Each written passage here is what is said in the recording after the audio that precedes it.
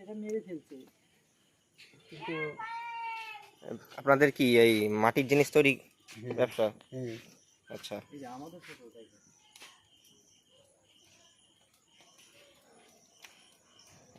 এখানে মানে মাটির জিনিস পোড়ানো হয় তাই তো? এই দেখুন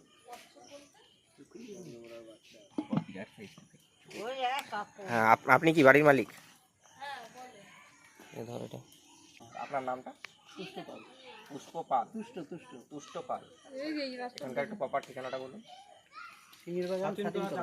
সিংহের বাগান, ছাতিমতলা, চাকদহ নদী। কোথায় ছিল ঠাকুর? এই যে গাড়িটা রাখছো না ওই দিয়ে আইছে। আচ্ছা, এই পাশ থেকে এদিকে এসছে। এই একটা বাচ্চা থাকা মানে কিন্তু প্রচুর আছে। এই একটা বাচ্চা কিন্তু একা থাকে না। এই একটা বাচ্চা এই সাইজে থাকা মানে কিন্তু প্রচুর আছে। এই চন্দ্রবোড়া বা রাসেল ভাইপার এরা যখন বাচ্চা দেয়, ঠিক আছে, এরা কিন্তু ডিম পারে না, এরা ডাইরেক্ট বাচ্চা দেয়।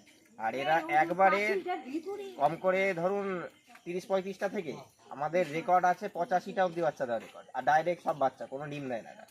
তাই তো খুবই মারাত্মক অবস্থা। যাই হোক, এই যে আপনারা এই রাত বিরাতে এই যে জায়গাগুলো পুরো অন্ধকার, এখানে আসবেন কিন্তু সাবধানে।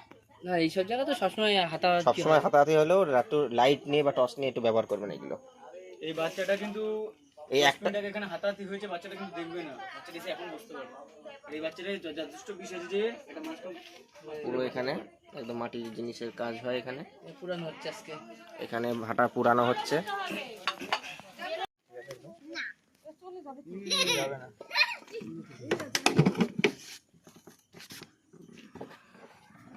কি করবে?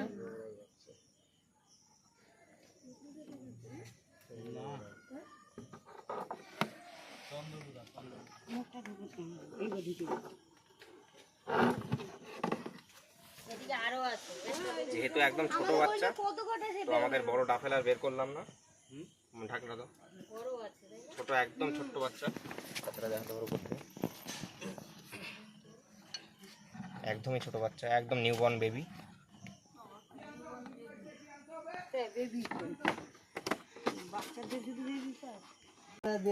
কারণ আপনাদের তো বাচ্চা হবে।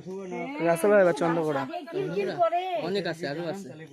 বর্ষার মধ্যে আজকে আমরা আসলাম, আমাদের সাথে রয়েছে জিৎ, ওই সব কোনো ব্যাপার না। আবির। হ্যাঁ ধরেছিল কে? নাম্বারটা একটু লিখে আমার পেজ আছে না? আমাদের একটা এই যে চন্দ্রবোড়া বা রাসেল ভাইপার, কোনো জায়গায় বলে উলু বোড়া, কোনো জায়গায় বলে কাঠ বোড়া, এক এক জায়গায় আলাদা আলাদা নামে ডাকা, ঠিক আছে? খবরদার এইগুলো নিজেরা চেষ্টা করতে যাবেন না। চাকদায় বহু লোক মারা গেছে শুধু নিয়ে যেতে দেরি করার জন্য। একটুখানি 19-20 হয়ে গেলে এর যে ভেনামের কম্পোজিশন আছে হিমোটক্সিক, এই হিমোটক্সিক ভেনামের ফলে কামড়ালে পরে রক্ত জমাট বেঁধে যায়, ঠিক আছে? খুব যন্ত্রণাদায়ক মৃত্যু। যে জায়গাটা কামড়াবে সঠিক সময় যদি চিকিৎসা না হয় সেই জায়গাটা কেটে বাদ দেওয়া পর্যন্ত হতে পারে। কিন্তু পরিবেশে এই প্রত্যেকটা সাপ সহ অন্য সব বন্যপ্রাণী পরিবেশের ভারসাম্য ঠিক থাকে।